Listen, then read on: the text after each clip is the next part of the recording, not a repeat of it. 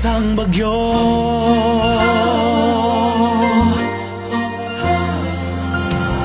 Kapag ikaw ay nangangamba sa buhay mong baka nga patungo sa wala, loob mo ay may dalang kaba, damdamin di maka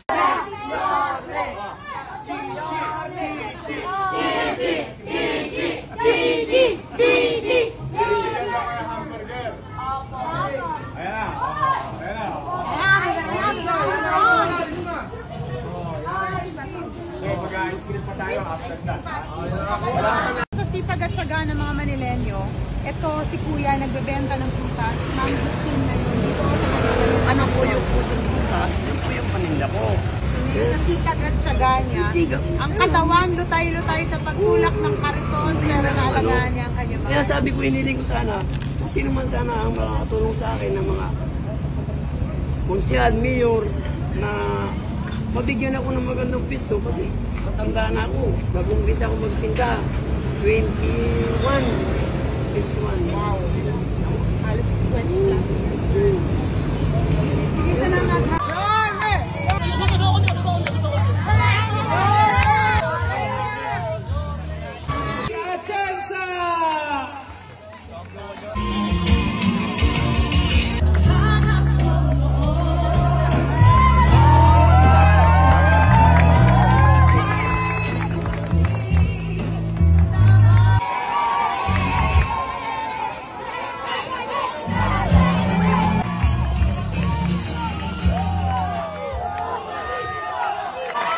Kahit ang ulang bumagyo umaraw na Pina! Bumper! Thank you!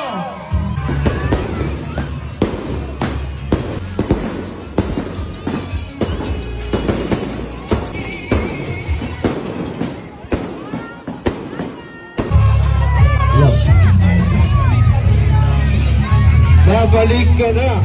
Bumalik! No! Bumalik ka na!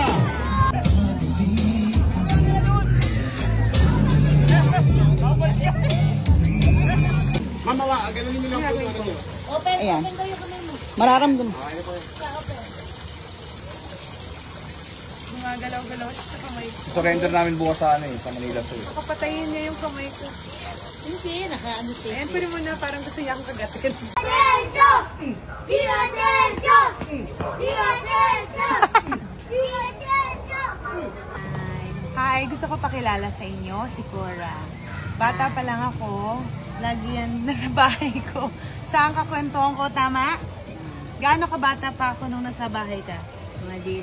Maliit, siya lagi ang kachismisan ko pag wala akong kausap sa bahay. Si Cora, hindi nagbago itsura. Nawalan lang ng ngipin. Bye-bye ka na. Bye! Bye-bye. Posible kayang lagpasan lahat ng iyong inaasahan sa unos ng paghamon. May bilis na aksyon,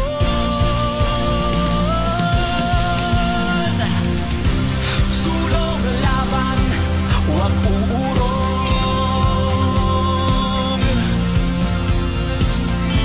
Pakinggan sa iyong puso ang sigaw. Kahit sabihin ako dinala ng Panginoon, basta dala ko ang puso ng sa misyonaryo. Nagkakalumpay po ang ginagawa ko na alam kong kasama ko siya.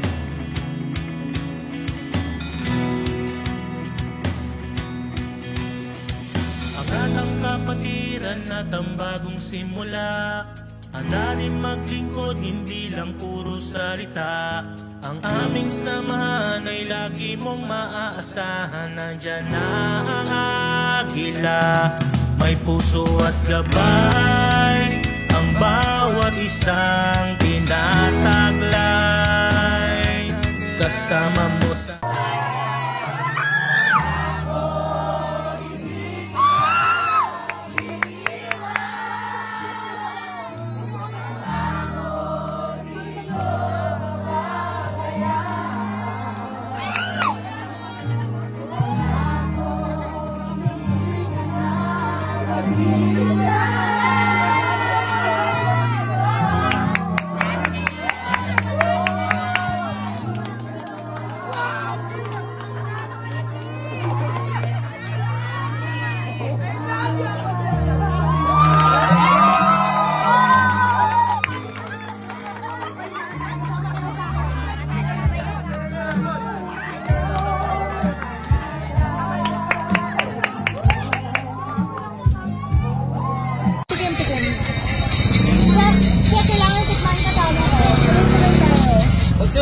ngayon lang po siya kagad mo lang. Ngayon lang po agad na. Masakit sa ngipin. Hindi naman po. Nakakapaso lang po. Dali, dali, Chora, sabay tayo. Ngayon po siya lang butas mo eh. Dali. Sige. Naman din. Dali kayo. Mauna na ako. Bawal mag-isa ako. Ay.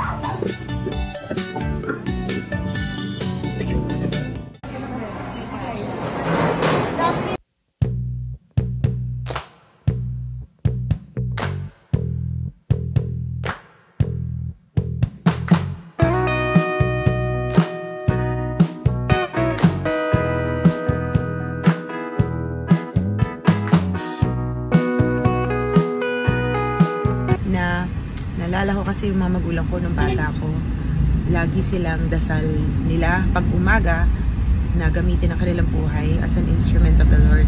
And true enough, marami nga talaga silang natulong at nabago sa Maynila nung panahon nila. Naisip ko lang, subukan yung dasalin yan. Used as an instrument of the Lord. Makikita nyo ang kamay ng Panginoon.